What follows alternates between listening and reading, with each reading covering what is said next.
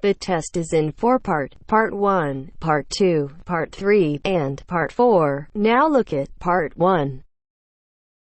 Part 1. You will hear some people talking about getting exercise. First, you have some time to look at questions 1 to 7.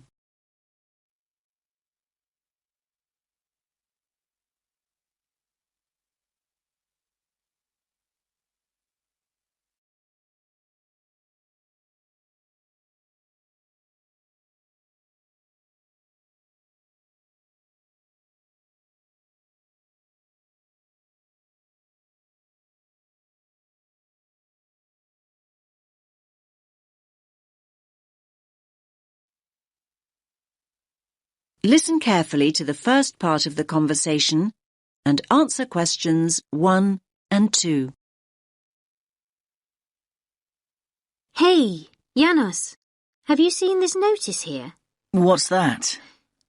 Join our mole walking program, Get Fit, for free. Now, I like the sound of that.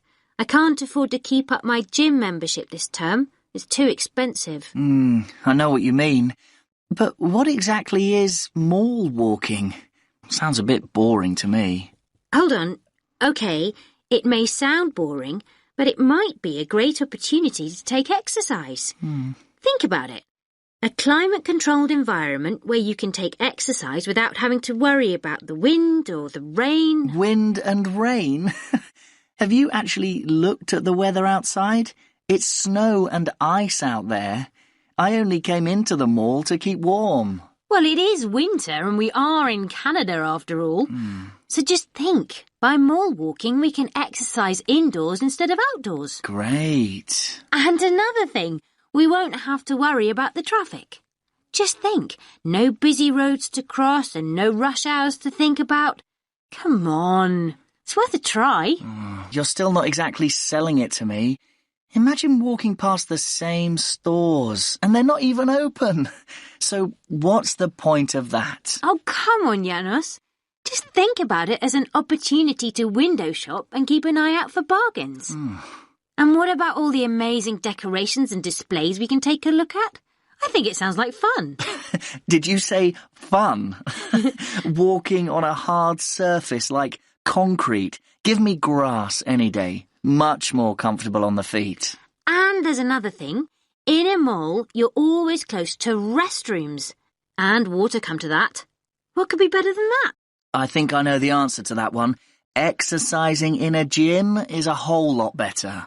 Well, anyway, we can get more details at the information about the mall walking. So, do you want to come with me or not? Great. We're always I'll looking give it for a new miss. members. I'm off to the Can I gym just to ask make the you how most you of found my out about the membership programme? before it runs out. On the notice board on the first floor. Oh, that's great. Most of our new members come through the website or through friends. Good to know people still read the notice board here in the mall.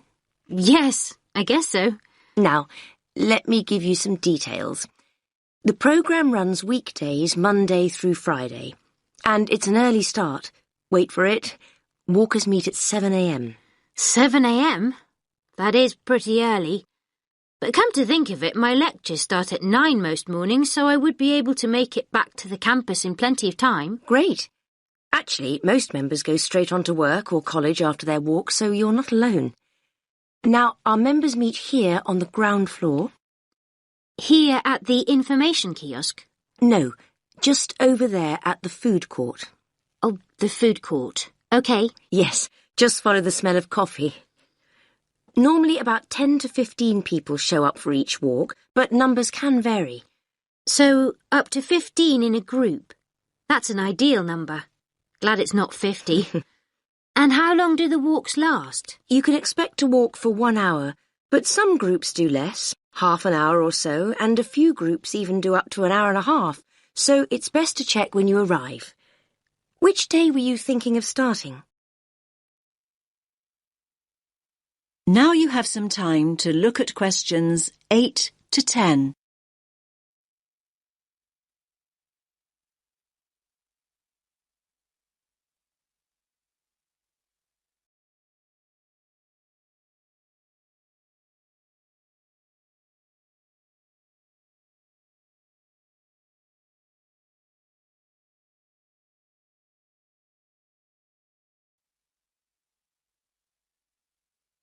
Now listen to the rest of the conversation and answer questions 8 to 10. Well, next Monday would work for me. Morning lectures have been cancelled, so I would have plenty of time. Monday the 4th of February? Yes, that's right. OK. So let's get your details. Can you give me your full name? Anya Karczewskaya. Can you spell your surname, please? Yes. Karczewskaya.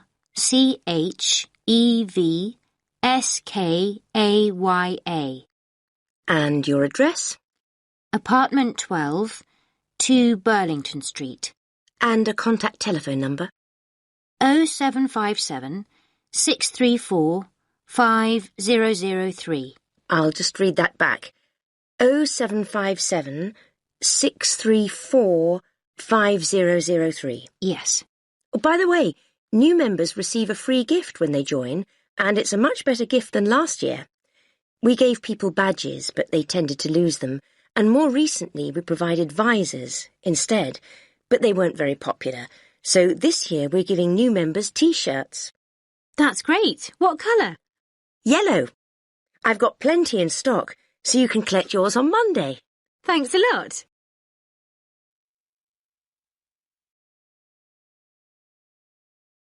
That is the end of part 1. You now have half a minute to check your answers.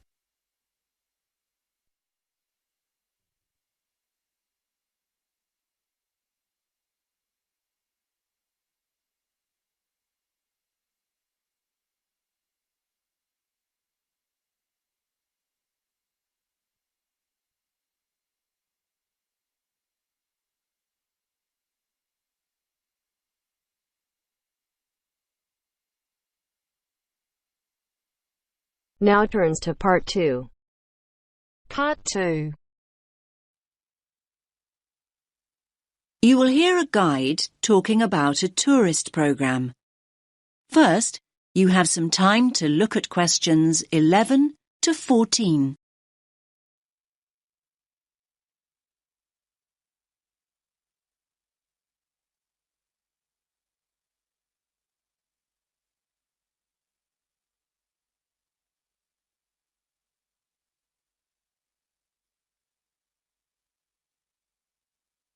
Listen carefully to the first part of the talk and answer questions 11 to 14. Welcome to all of you. Can everyone see me and hear me? Good. My name's Kathy, and I'm here to tell you about the special programme of events going on here at the Royal Observatory. Yes, it's Doors Open Day here in Edinburgh, and we're delighted that you have chosen to make this very special building part of your own Open Doors Day experience. Now, I'll make a start with giving you some background information about the Doors Open event. Doors Open takes place every year in September, and the observatory is one of the many buildings, 112 of them in fact, that open their doors to visitors for one weekend. And yes, there's absolutely no charge. It's all completely free. The observatory has been involved in this event for more than 20 years. And every year, we attract more and more visitors, like you, who want to find out more about great buildings in the city.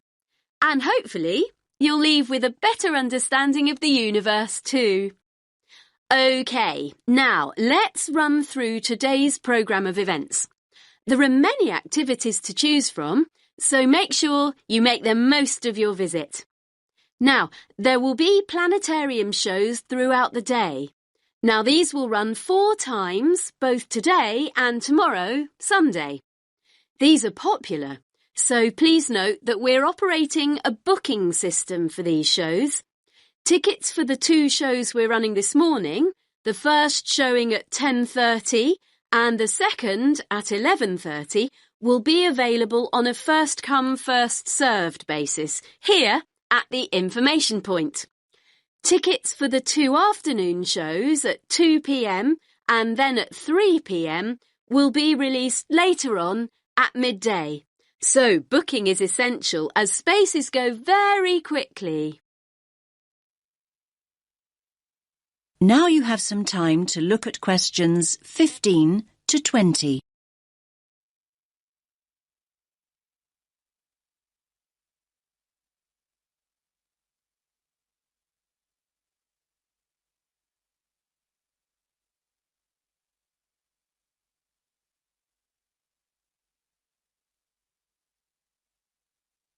Now listen to the next part of the talk and answer questions 15 to 20. We also have some special tours of the observatory available. These include a tour of the telescope dome, and visitors will even have the opportunity to get onto the roof. I hope that those of you who are interested are wearing your most comfortable shoes and that you can keep up the pace. It will be worth the effort of climbing all these stairs. You'll have stunning views over the city when you reach the top. Now, for those of you who want to take things at a more leisurely pace, there will be an opportunity to visit the Crawford collection and learn about the instruments that have been built here, and there will also be some items from the collection on view. For those of you who don't already know, the Crawford collection is an astronomical library. And not only that, it ranks as one of the most important astronomical libraries in the world. You are promised a real treat here. And it's great to have so many younger visitors here today. Now, we have a craft workshop for children here in the visitor centre where they can make their very own model of a telescope and colour their very own planet.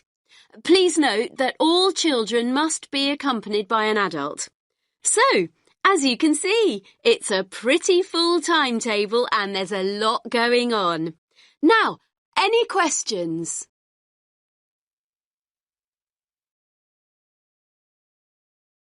That is the end of part 2. You now have half a minute to check your answers.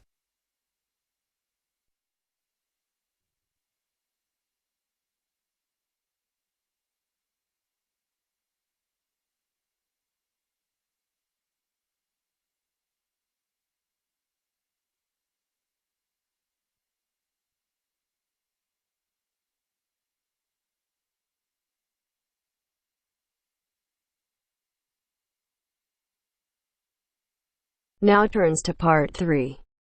Part 3.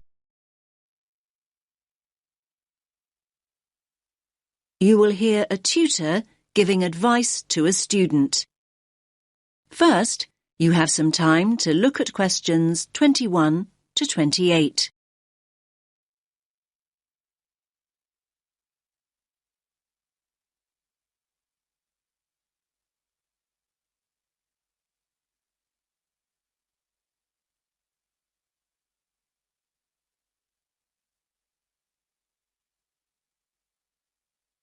Listen carefully to the first part of the conversation and answer questions 21 to 28. Hi, Leo. What is it you wanted to ask me about? I'm worried about the exams. I don't mean if I pass them or not. I mean about revising. I don't think I know how to revise. I mean, every time I start looking back over my work, I just switch off. I can't concentrate. I don't think you're the first student that ever said that, Leo. Are you revising at the right time? I mean, are you leaving it until too late at night when you've got no energy left? It's hard to achieve anything when you're exhausted. No, not really. It doesn't seem to make any difference what time it is. Well, are you worrying too much about the subjects you feel you're not very good at? I mean, are you revising only what you find difficult? I guess I am doing that. Isn't that the best approach to revision? Not necessarily. I'd say it's better to revise something you enjoy and something you feel confident about first. That'll get you into the swing of things, and then you can go on to more challenging things. Anyway, you have to think about the whole purpose of revision. Is the objective to do as well as you possibly can in your strong subjects, or to bring your weaker subjects up to an acceptable level? I'm not sure I see the point of revising what I think I'll pass anyway. But revising a stronger subject might mean getting an A grade rather than a B. That might be more rewarding and beneficial in the long run. You might look back and feel a greater sense of pride in getting a couple of A grades than you would about scraping through 3 or 4 other subjects. Yes, I see what you're saying. I hadn't thought about it like that before. I'm not saying that that's what you should do. I'm trying to help you see the possibilities. Yes, I see that. Do you think I should accept that there are 1 or 2 subjects I'll fail and just forget about them? Oh, I wouldn't want to give you that advice. I think you should go into each of the exams at least hoping for a pass grade. My advice would be to set a time limit on how long you'll spend on each subject. You may want to spend a little longer on the subjects you find most difficult, but not an excessive amount of time. Yes, thanks. That's helpful advice. Do you have any more tips about how to go about the actual studying? I mean, how can I keep focused? Well, what sort of learner do you think you are? What do you mean? Well, if you're a visual learner, you like seeing things. From what I know of you, I think you probably are a very visual learner. So what does that mean in terms of revising? You probably learn best with images or diagrams. You could try organising information into tables or flowcharts. I do sometimes make mind maps. Good idea. I think mind maps can really help you organise your thoughts. And another thing, have you thought about revising with other students? I didn't think that would be a good idea. I mean, if I can't concentrate by myself, I certainly wouldn't be able to concentrate when there's another person there to distract me. Now you have some time to look at questions 29 and 30.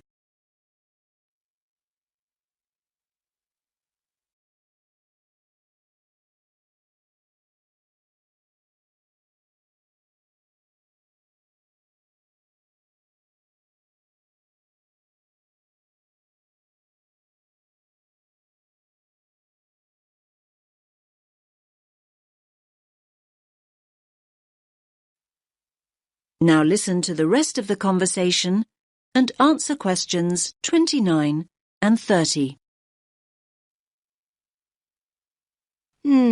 That probably isn't true. Another person might help you focus. Lots of students get together with a friend, sometimes in groups, to revise. They usually work out some sort of structured procedure. Okay, I'll think about it. I guess with a friend you could test each other. I mean, revise for a while and then take it in turns to ask each other questions. Now you're thinking in the right direction. You could also write short summaries or essay introductions, say, and then read and comment on each other's work. Both positive and critical comments coming from a peer can be very helpful. There are all sorts of collaborative strategies and, apart from anything else, having company is so much nicer than struggling through alone. Okay, you've given me a lot to think about. Thanks for your time. I feel much more positive than I did. I'm really glad to hear that. Coming to see me in the first place was very sensible. Do come back and tell me how things are going in a couple of weeks.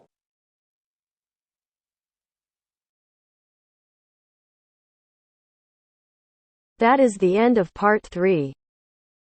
You now have half a minute to check your answers.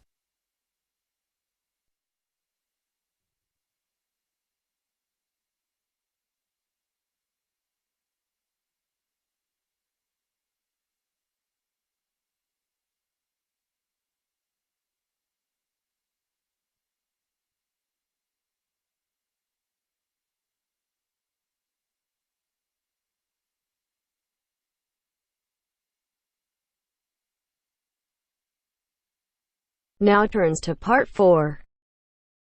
Part 4. You will hear part of a lecture about animals. First, you have some time to look at questions 31 to 40.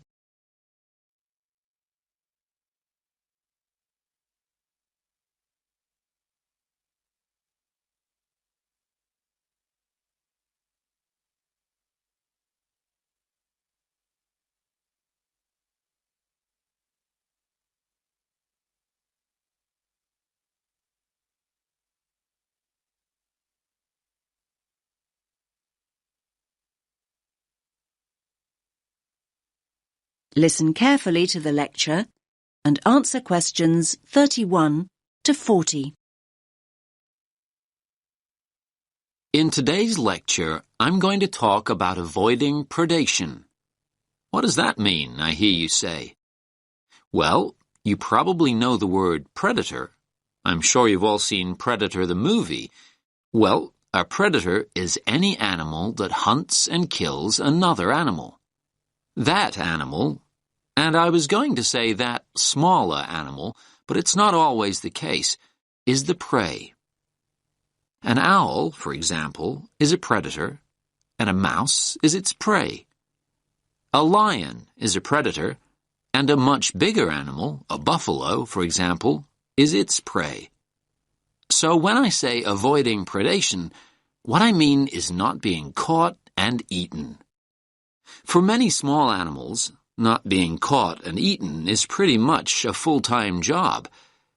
Many animals that are predators themselves may be the prey of another, usually bigger animal. This is what we popularly call the food chain. So, how do animals avoid predation? Well, they have what we call defense mechanisms. These are ways in which the species has adapted over time to give it an advantage over its predators. Any adaptation of this kind increases the species' chances of survival. Over time, species that have not adapted, that is, developed some sort of defense mechanism, have met with extinction.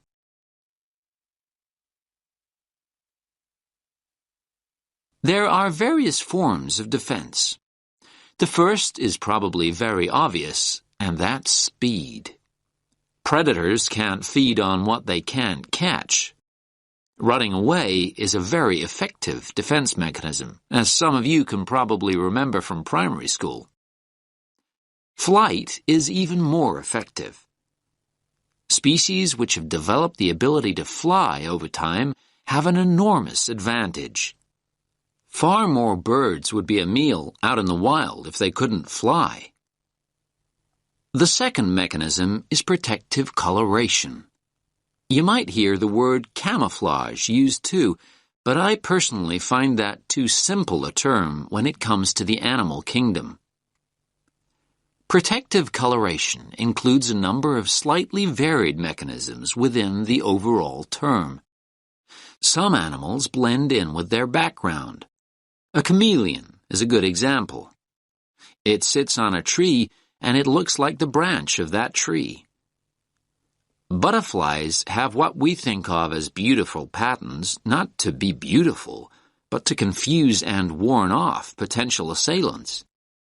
They blend in with the flowers around them, but may also look like something else. Some butterflies have patterns that look like huge eyes, and a would-be predator is scared off. There are all sorts of stories about how the zebra got its stripes, and not many people really know what the stripes are there for. Well, that type of coloration is called dazzle camouflage. A zebra stands out when alone and stationary, but when zebras move rapidly in a herd, their stripes create motion dazzle, a confusing, flickering mass to the eye of a lion or cheetah that might be giving chase. Selecting a target becomes far more difficult. Now, of course, animals are caught. They're frequently caught. But that might not mean the game's up. Some animals make themselves difficult or horrible to eat.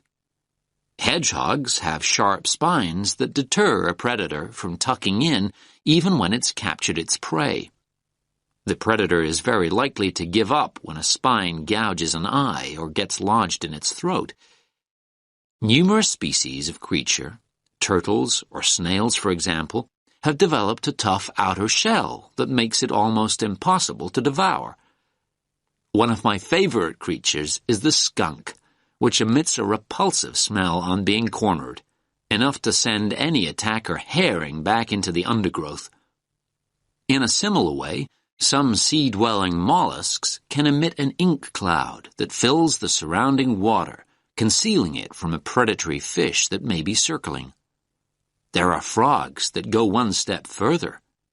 They're so poisonous that even if a predator does try and eat them, it'll probably keel over and drop dead first. Now, you'll probably be surprised, but I'm going to go on to talk about plants.